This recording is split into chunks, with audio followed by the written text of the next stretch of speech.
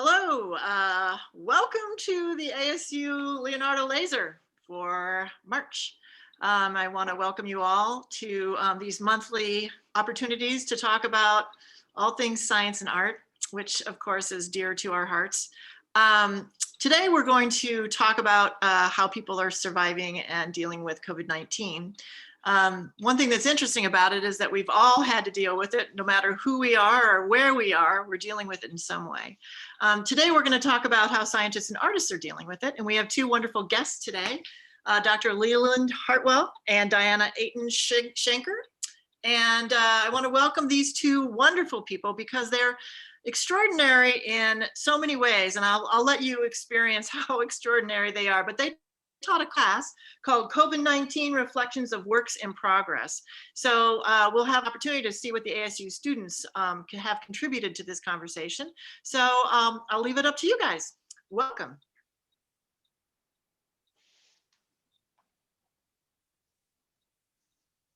Well, thank you so much, Pam.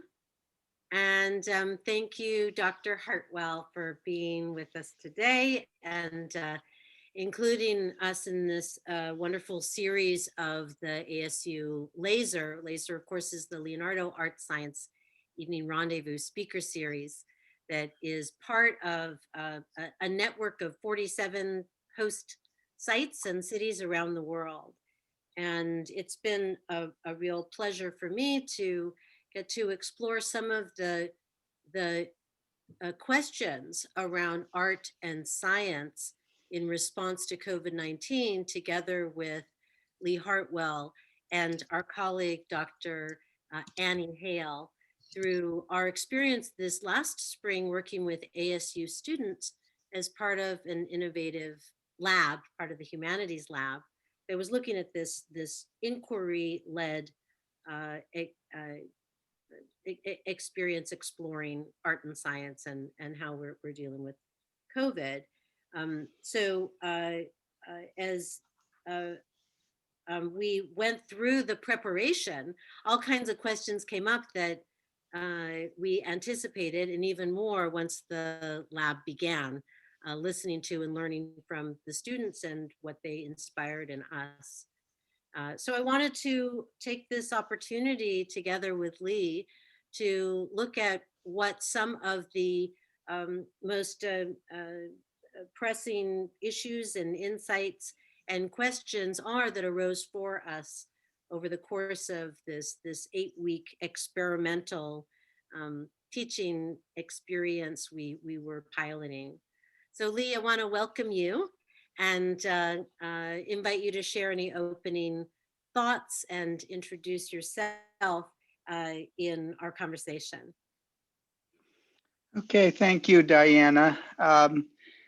The experience of teaching a course on the pandemic, during the pandemic, I think was very illuminating, thought-provoking, because you really, when you're teaching a course, often you're trying to impart information or know what the answers are to various problems and questions that will be brought up. And it's so different when the answers aren't there yet. And they're sort of maturing as the course goes on. Not only that, but the fact that really everybody in the world is experiencing this phenomenon now of threatening pandemic, and many people being sick, ill, economically disadvantaged, all kinds of things happening across the world as a result of this. It's just incredibly complex and puzzling and difficult. So it was really, I think, a way I'd like to teach courses in the future, in the sense that I think it's much more fun to deal with things where you're trying to figure out the answers rather than trying to repeat the answers. part of that process that you're referring to is, for me, about teaching as collaborative inquiry. You know, that we were learning from and with the students about an area where we may have brought different expertise or experience in how you pose questions or how you frame that inquiry, but we don't have the answers yet, and the answers just aren't known yet. So that was inherently creative. We had to be really creative in that collaboration. One of the things we looked at that I'd like to explore a little deeper is the centrality of creative collaboration in this kind of inquiry-based learning, but also in both art and science. And I wanted to understand a little bit more about how we're coming to understand creative collaboration under these circumstances of how we respond to COVID, and how collaboration may have been affected by COVID or changed from your perspective and work in the fields of science, but also in our exploration of art and science together. Yeah, I think that as a scientist and someone who has spent quite a bit of my career in health-related areas, I approach this from a perspective of what we know about infection and disease, and had a perspective, I think, that was the important part. And in fact, at the beginning, I asked the students to create a list of questions and answers about what we know now and what we don't know and what we need to know. Very much a perspective on knowing.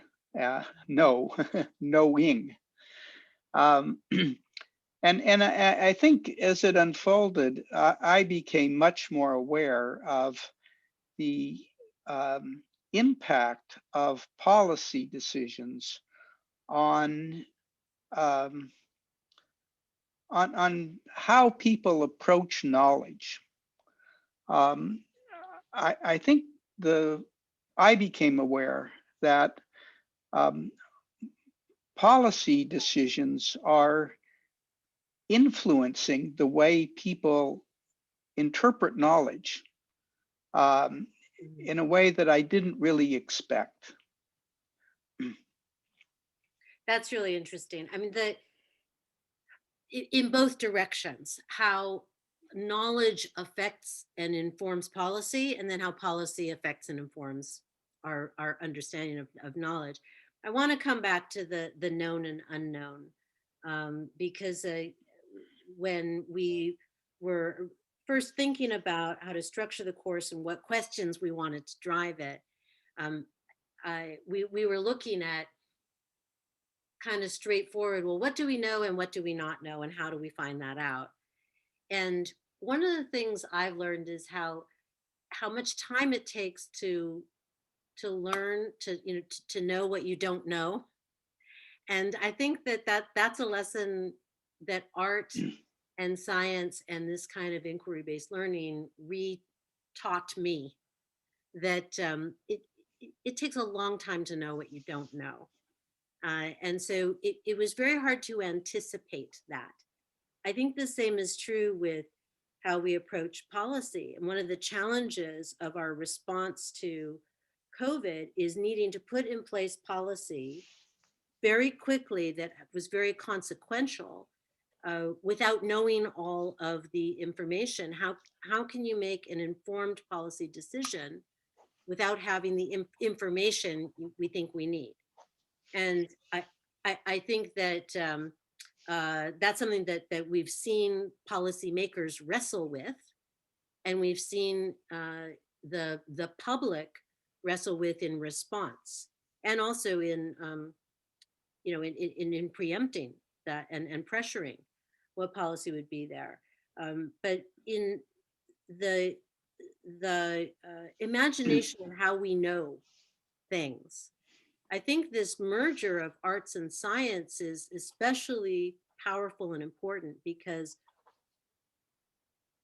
while both science and art call on creativity and call on creative collaboration, traditionally art and science are employing different approaches to ways of knowing and how we uncover, discover, and excavate how we know things, whether it's through the traditional scientific method or through a more intuitive um, uh, artistic process.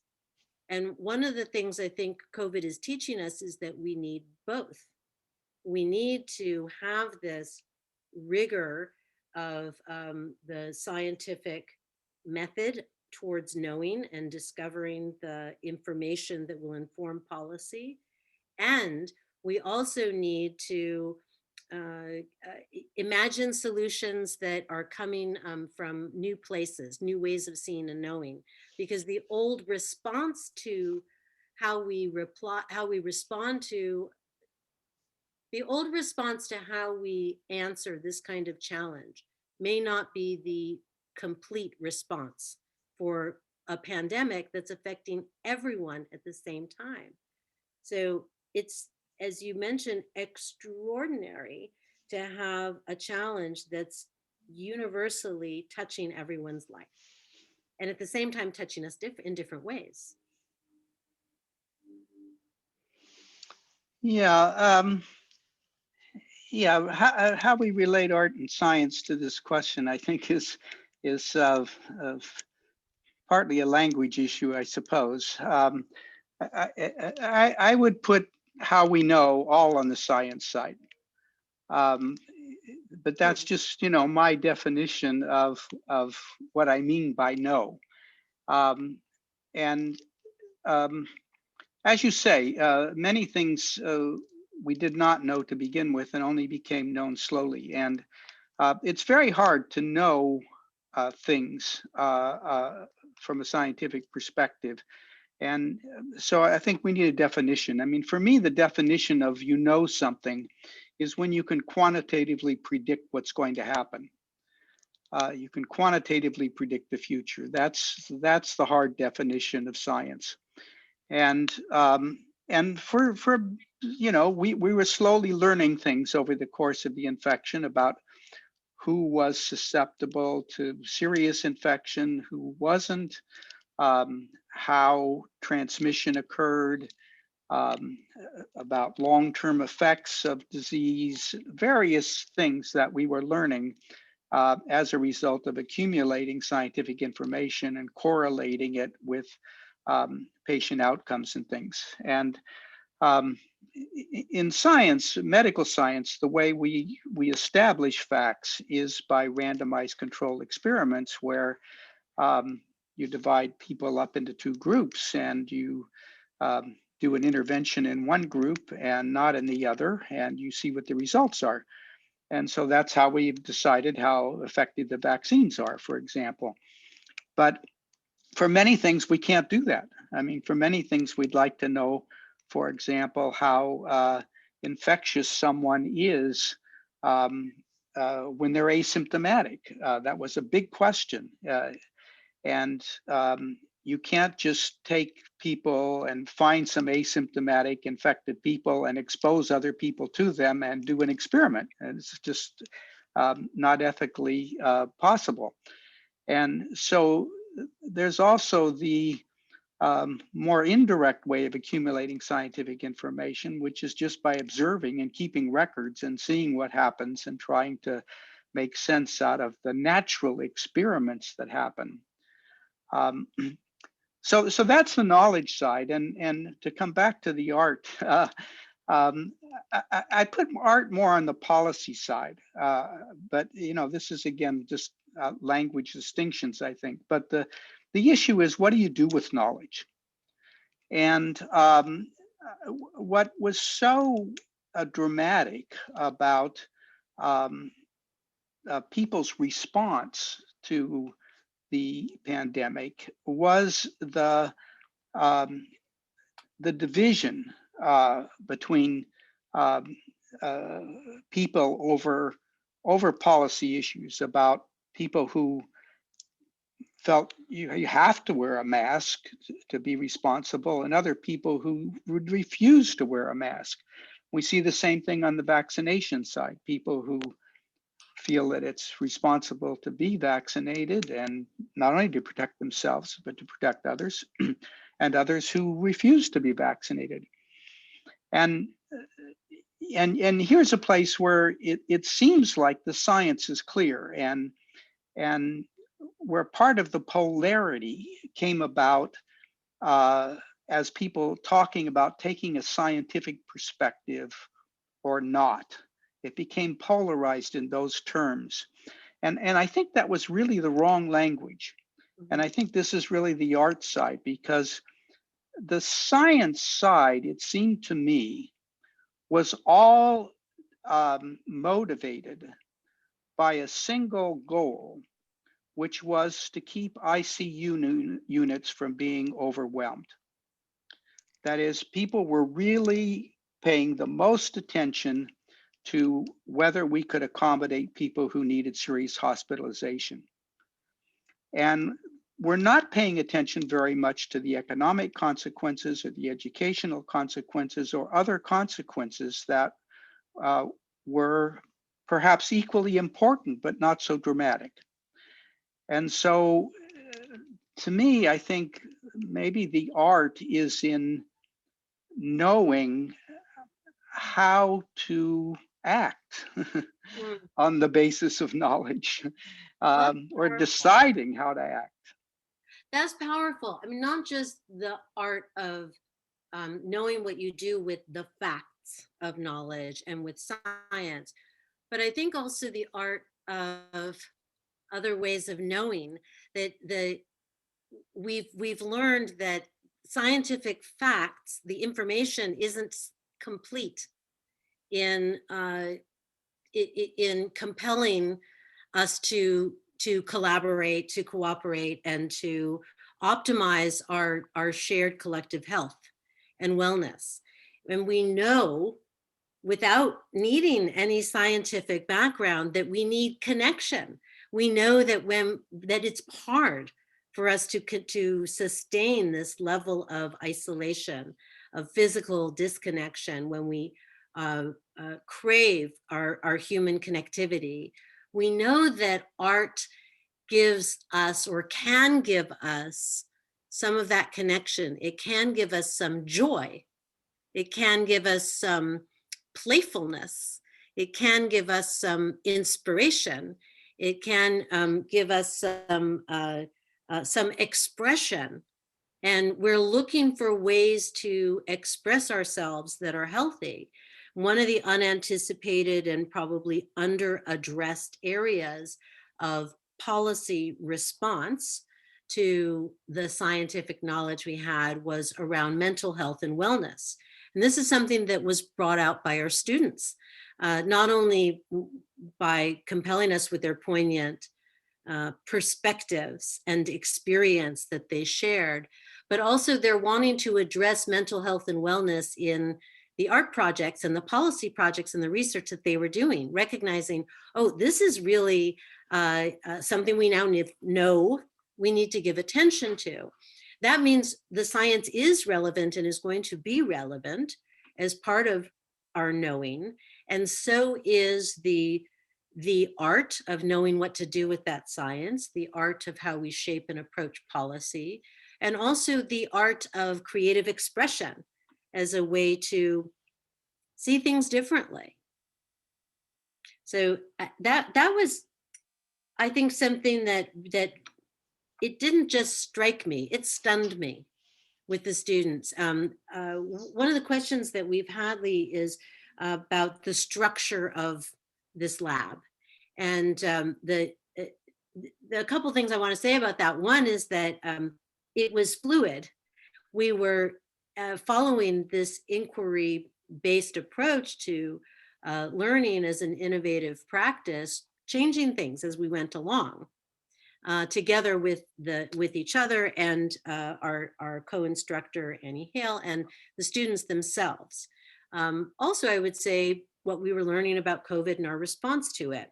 The initial thinking was to apply this structure around 5 creative practices that underlie science and arts and may continue to structure future Leo labs or humanities labs that apply an art science lens, looking at creative content, collaboration, communication, contemplation, and critique. And then focusing on outcomes that students could approach, either looking at policy, at applied research, or at creating an arts project. And in the team of students looking at creating arts outcomes, which I facilitated, all of the students wanted to focus on mental health and wellness through arts and creative work. And that just stunned me. It wasn't something that I suggested or that they agreed upon collaboratively. It was spontaneously already there. Yeah, I thought one of the interesting things about the structure of the course, which worked out well, was that there were sort of 3 tracks that students could take with each of the 3 instructors. And during the first 3 weeks, the students got an introduction to each of the instructors, with each week being led by a different instructor. And then for the last 4 or 5 weeks, they followed a particular instructor for the final project that they did. And it was interesting that the students divided up quite evenly among the 3 options, with the group going with you on the art side and with me more on the policy side, which is how do we take science and decide whether we can reopen schools or not, was the question I posed for students. It was a very fast trip, because we did one of these 8-week courses, and it's the first time I've done that, and there really wasn't much time to pause along the way. But it did work out, I think, fairly well. And what I did like about it was this option for students to choose a particular way of studying and thinking about the pandemic, to have these 3 different choices.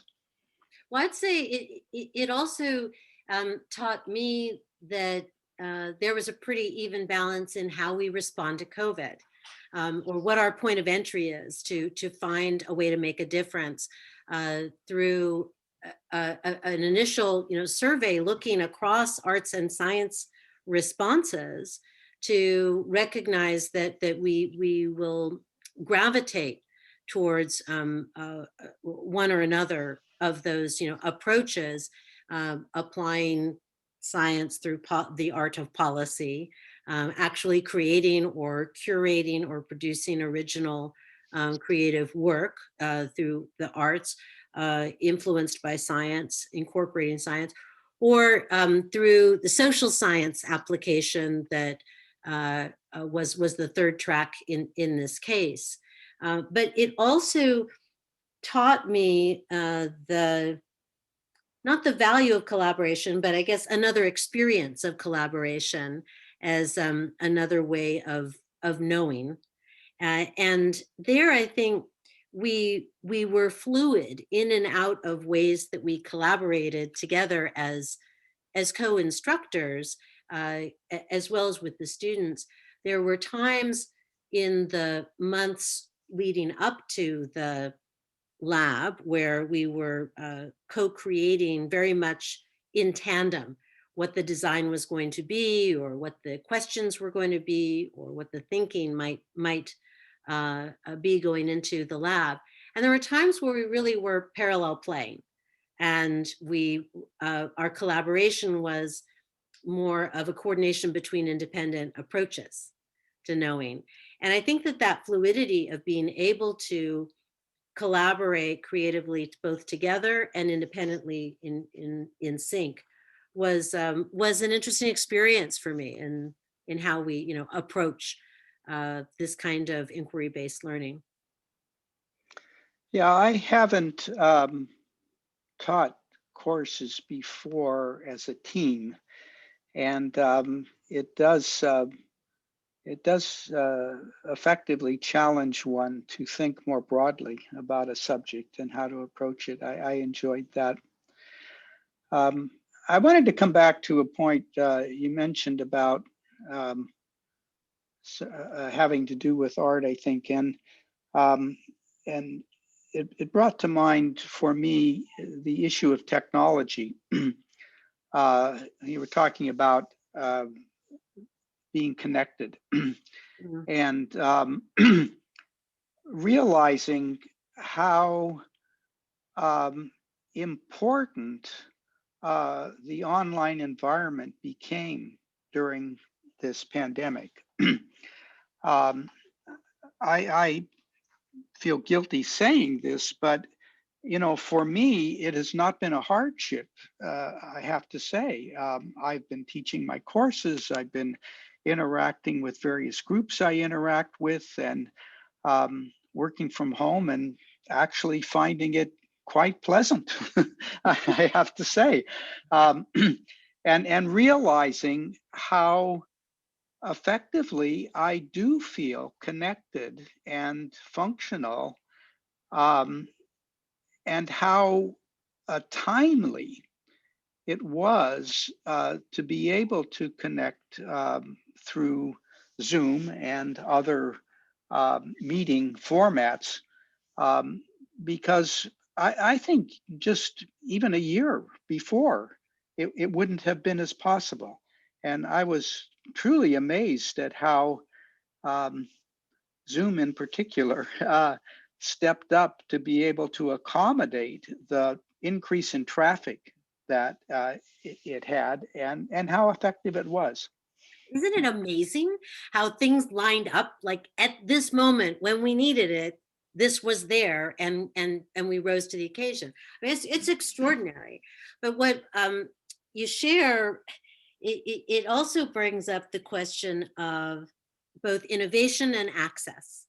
So the technological innovation and our creative use of it has opened up all kinds of opportunities that break down barriers, that allow us. I know through Leonardo, first of all, we're on Zoom right now. We're in two different time zones and cities, and there are people I know participating in this call live from 4 different places, at least. And with Leonardo, we pivoted within a month to go entirely online with our programs, our convenings, digital access, and we increased our reach very significantly. So our online community access grew by 62% last year alone. 62%. Our publications and content was downloaded now, but over 600,000 downloads. That happened because of the technology and because of the way we're able to use it and be creative with this. So it's also our adaptability. But at the same time that barriers were broken down, and we heard from art scientists and scientific artists from all around the world, I'm so glad to find community. I've been working in Southeast Asia, and I didn't know there were other people in my own backyard, and in Africa and Latin America and Europe and North America, and now we're all connected. There are those for whom this has been a real problem, a breakdown of connectivity. So while the technology allows access and breaks down barriers for across geography, and for many people living with different disabilities, there are some abilities and disabilities that are not well served by this format. So for some people, it's very difficult to translate because of visual impairment or audio impairment. And there too, there's technology that helps us overcome that. And that's creative. And there's a curb cut effect where you realize, cutting the curb to make a ramp not only benefits people with mobility issues, but all of us who benefit from being able to push a stroller or carry groceries or move across the urban foundation. Similarly, with Zoom, we have the live transcript that is not only helpful for people who are hearing impaired, but for all of us who want to have that visual reminder, because that's how we learn and how we listen, or to communicate across languages and accents. So it's easier to have that benefit of that technological advancement. But for many people, it is distracting or just difficult to work through this medium. It also highlights the problem and the challenge of the digital divide and the imperative we have to close that, because it is amazing. We have this solution right at the time when we need it, but it exposes some of the fissures of our society, where those without a stable Wi-Fi, without the access to computers, to the digital devices we need to communicate, risk being even further marginalized than otherwise. So there's unintended consequence and opportunity at the same time that we're realizing maybe we don't have to go back to the way we worked and connected before. We can connect in new ways. Yeah, I think this several interesting thoughts there. This question of access, I think, is very, very pertinent, and especially seeing it in the area of education. Younger students particularly, some are connecting well through the medium and others are not connecting at all. And so that's one problem. And the thing that most impressed me from an art perspective, I think, thinking of art as sort of exploring the emotional side of our being, is how powerful a visual presence is. A Zoom session where you're seeing somebody's face is, to me, almost as effective as being in person. But a telephone call is nowhere near the impact, right? We do get so much information from each other's facial expressions and body movements and things that are hard to quantitate and understand and appreciate. But the difference is night and day. And I am amazed, really, at how effective online communication can be when there's the visual element. And as you say, I think that we have learned things that will certainly, for me, continue into the future enormously. A few years ago, I was collaborating for more than a decade with Taiwan around medical science. And I would take 2 to 3 trips a year to Taiwan. And, it was a week to take a trip and spend several days there. And it's nice. It was fun. It's fun fun to travel, fun to see another culture, but I wouldn't think of doing it now. I mean, now I could accomplish what I accomplished there in about 6 hours, Amazing. compared to a week. And there's this, and you'd still have a different but a powerful connection. It's not just the transaction of of those 6 hours of performance, productivity, and accomplishment. There's still a connection that needs to be built, and the visual does help with that, which of course begs the question how we overcome that for people who don't have that visual access or ability.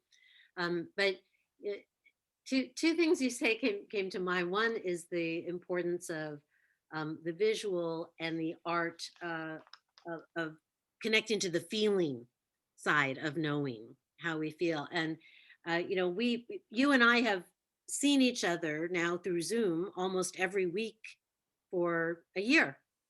And still, even today for this conversation, when we come onto Zoom and I see your face, I'm like, oh, Lee, I'm so happy to see you. It feels like such an enriching and important connection that is made possible because of this interface.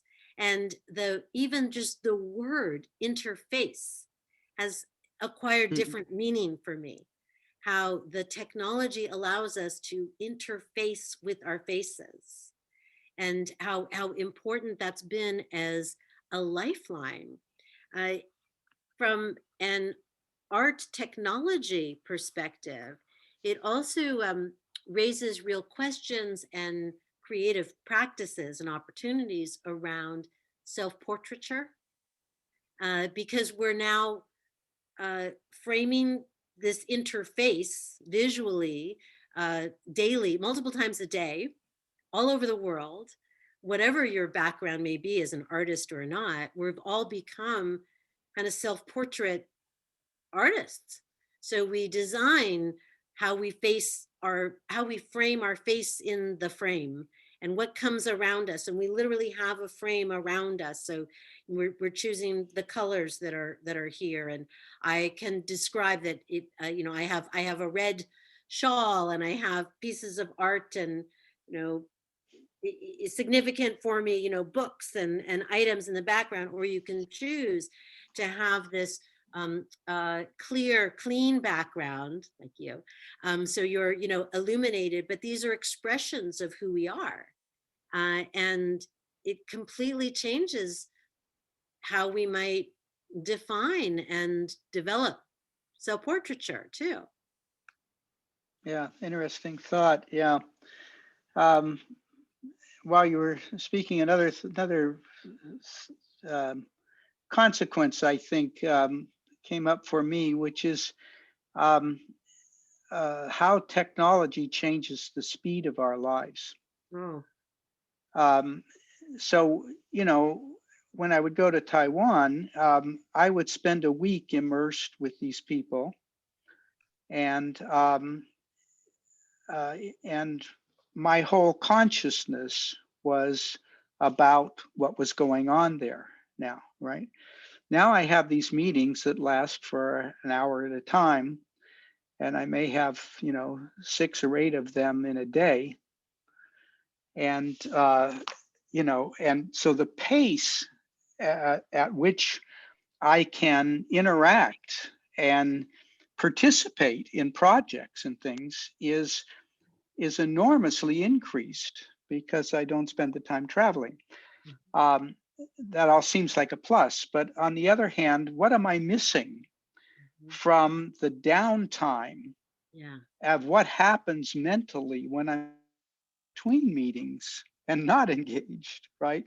But perhaps digesting what just happened. We need to pause too. Yeah. I think it's very hard to understand how technology, through its increasing what we can accomplish in a given amount of time, is what it's doing to our psyche. I just wonder. Well, that's the right word, wonder. Like, you know, it's both like I'm wondering about this from curiosity, and it's a wonder in the sense that it's awesome, because there is this profound shift in our perception and experience of time that's happening from the acceleration afforded by technology, but also the disorientation imposed by COVID, where we don't have the same ritual to demarcate time, rituals. And we're creating new rituals. And we will be creating new rituals if we don't even know what's to come. And how do we relate to, respond to, navigate this speed of technology that accelerates our performance, our productivity, our capacity to get things done potentially, but may not allow as much time or value as much time as we need or want to contemplate. So it's interesting to structure in. I'm not sure how much time we actually spent on it, but contemplation as a creative practice. You know, how do we incentivize and structure in value for the downtime, the meditation, the contemplation? Yeah, we see it dramatically in education. You know, when you typically when an instructor had a classroom of 300 students, the instructor would talk for an hour. You know, now with an online interaction, the rule is you don't want a video that lasts more than about 6 to 8 minutes, or students lose their interest. 10 minutes is too long. Right. This is a pretty dramatic change in our conception of time, right? Yeah, and our attention. Yes, You know, our attention, right? our Our attention. Yeah. And you know, I wonder how we might learn from attention deficit disorders, and how we might reimagine those as, you know, I don't know, attention diversity. But I wonder what we might learn and uncover from people who have a head start in a shorter attention span than those of us who are catching up with as we are having diminished attention. I think there could be a lot to learn there.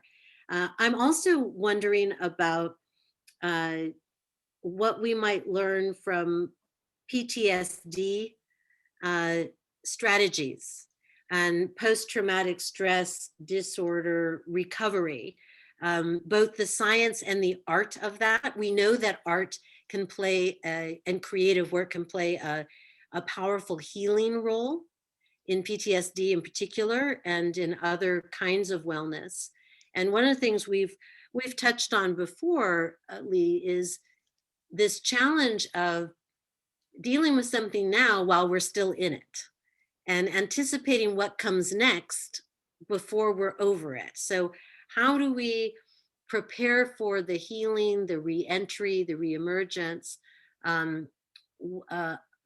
post-trauma while we're still in trauma?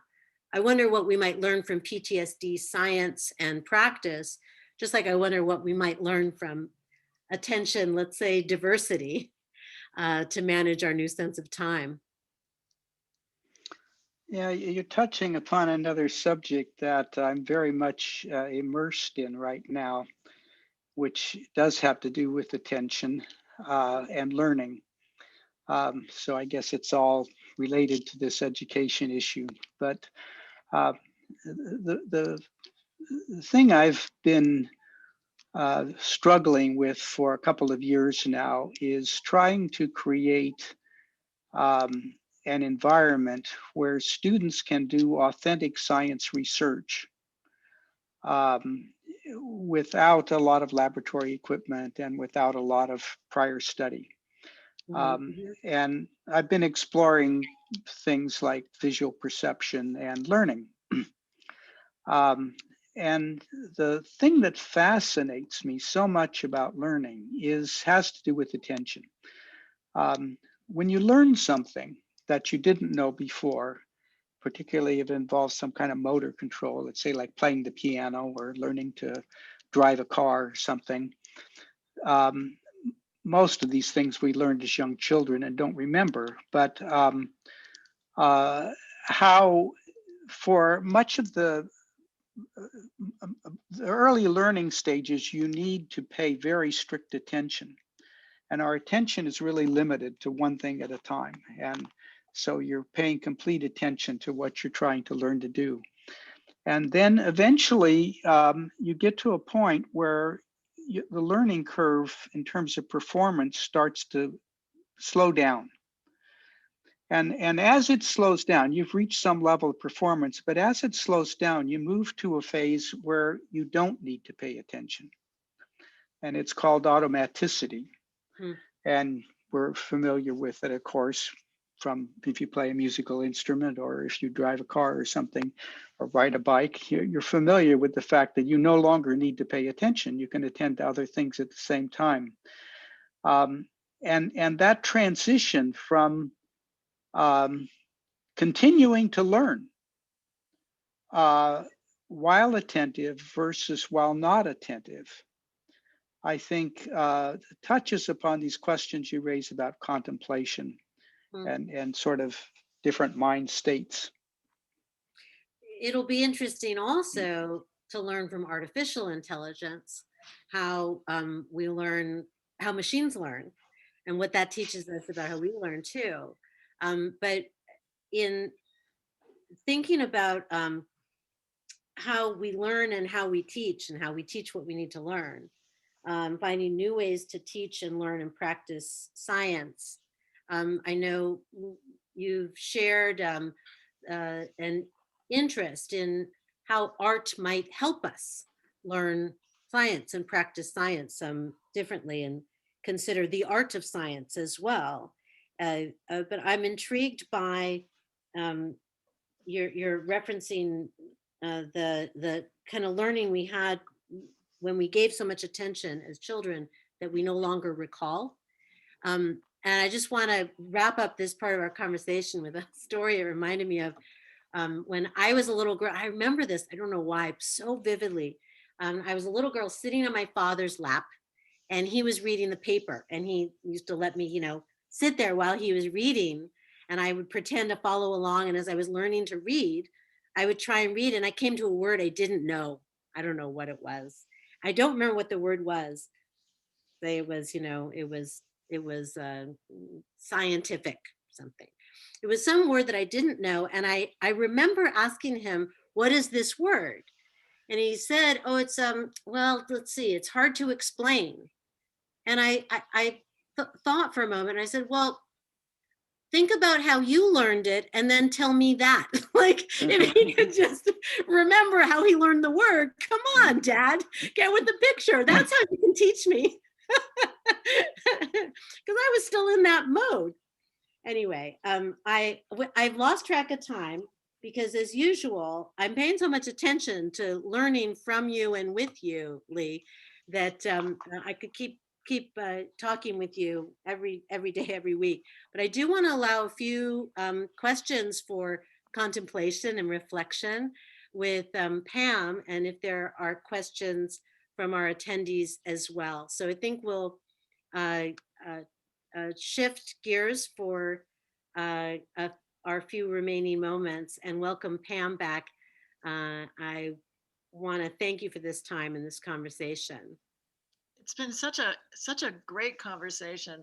I was thinking about how we are actually in a moment of history, how historical this is. And my son, who's 24, he said, I realize I'm in the middle of a historical event, and it's the first of his life, like really a big event. And then I was thinking about how in 1918, how technology has allowed us to connect and can keep connecting, so much so that people who are dying in the hospitals, their only link to their families is through technology.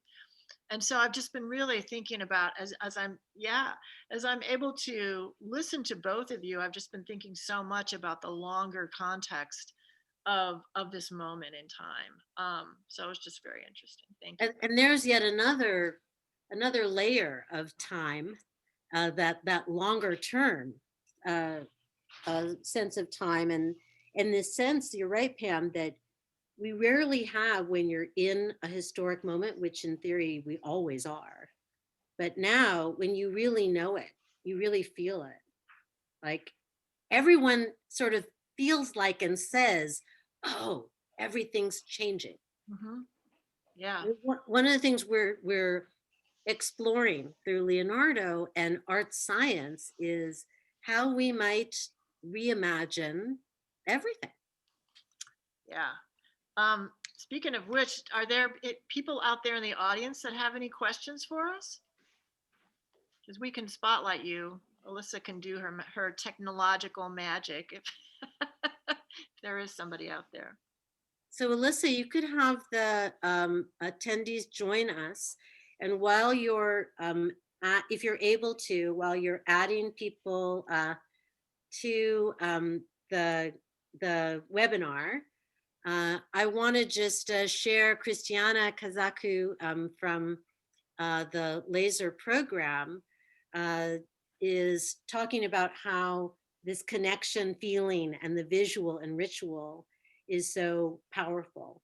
And, you know, why don't we think about this, and how, or why are we not able to? And she appreciates that we're bringing that up. I think that creative connection is so fundamental to how we are and are becoming more human and more humane. And ironically, it's happening, this becoming more human and humane, through our technological interface. Who would have imagined? It's through technology that we might become more humane. Mm-hmm. If you do want to ask something in real person, we can spotlight you. And if you have any, or you can just do it in a chat as well.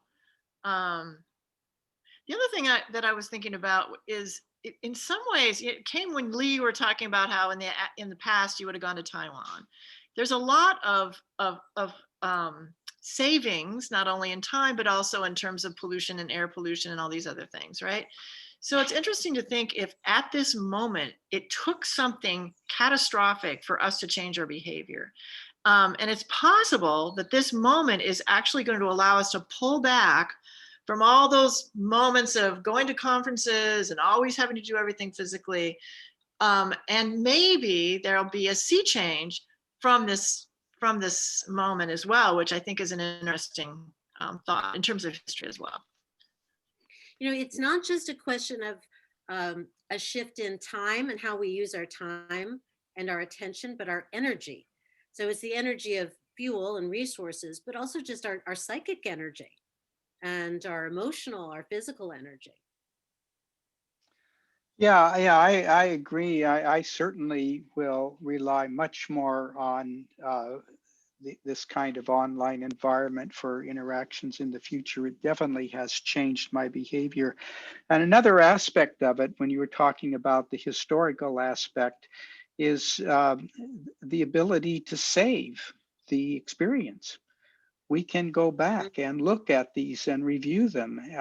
And you know, that's something we didn't have in the For better or face-to-face. worse, right? Yeah.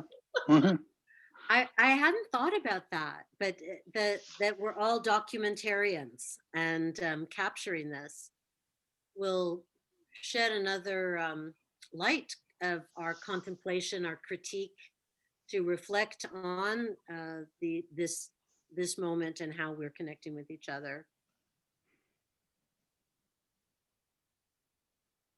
Very interesting. The one of the things that came out from the students of through this lab that relates to this conversation, I think, as well, is their enthusiasm and engagement on short video interface, not only through Zoom and through shared documents and material, but specifically using the tool of Flipgrid, which others may be familiar with or become familiar with. And something about the combination of having a 2-minute time limit and that it was live video recording that they could then go back to, it's captured, they go back to again and again, was really hitting the mark with what people needed and wanted. So we found that students, in response to particular questions and prompts that we offered, would not only record their response, but they would look at each other's work again and again. And I hadn't anticipated that enthusiasm. It was an experiment for me. It was really interesting to see. Yeah, a result that still astounds me is that on the average, students would go back and look at each other's contributions 6, 8, 10 times. I don't know what's happening there, but it illustrates a phenomenon that we need to look into. Yeah, you think about the concept of sharing. I noticed this in the performance arena. I think we were shell shocked. Everybody was shell shocked that first March. And there was this moment where a lot of my friends couldn't create. They couldn't do anything. They just sat there and they sort of were in this kind of shock. There was a serious shock going on. And I know that the mental health issues right then were really alive. Then people came into this new normal, and a lot of the performance groups were doing these amazing sharing performances, like gigantic choral works or dance things where they took the boxes that we're in right now and they actually were able to manipulate balls between them and sort of give you the sense. Give you the sense. Let's see if I can do that. Oh, Lee, oh no. Give you the sense of being connected, even though we're not really. But you do see new things coming out. Like it's like when you have new barriers and new parameters, you can push against those in new ways. And I see that not only in terms of the arts, but in the sciences as well.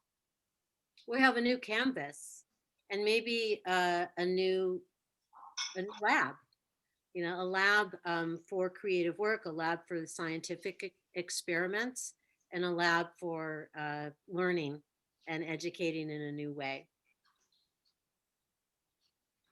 Monica says, I've really enjoyed listening to your conversation, Lee and Diana.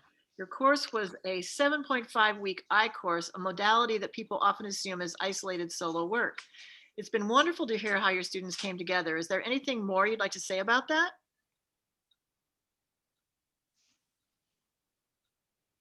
Lee, do you want to say? Well, I found it a little too short and too rushed. But I also find the 15-week semester a little too long. I get bored around week 10. So I guess I'm a fan of the quarter system that I experienced as an undergraduate. I like sort of 10-week periods myself. Yeah, we in our debrief afterwards, we thought 10 weeks would be the sweet spot.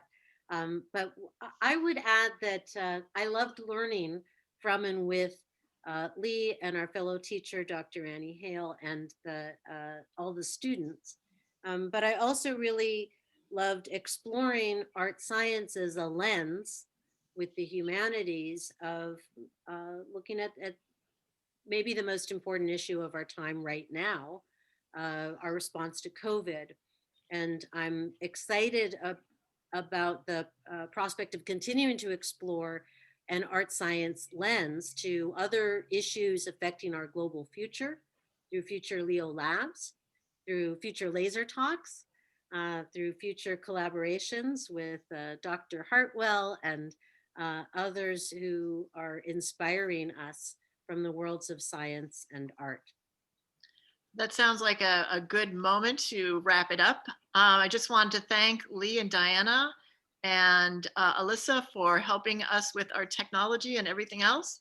And let people know that next April, or this next month in April, we'll be exploring a project called Future IDs, which was a piece by Gregory Sales, who took over Alcatraz Island in San Francisco Bay and was able to give the formerly incarcerated an opportunity to create their own IDs. And it's a fabulous project, and it really tells you and shows you how social practice art is actually changing people's lives. So I hope we don't have a date for that yet, but stay tuned for that.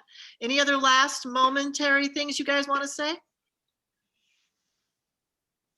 No? All right. Well, thank you so much. And tune in next month. Take care, you guys. Thank you. Thanks so much.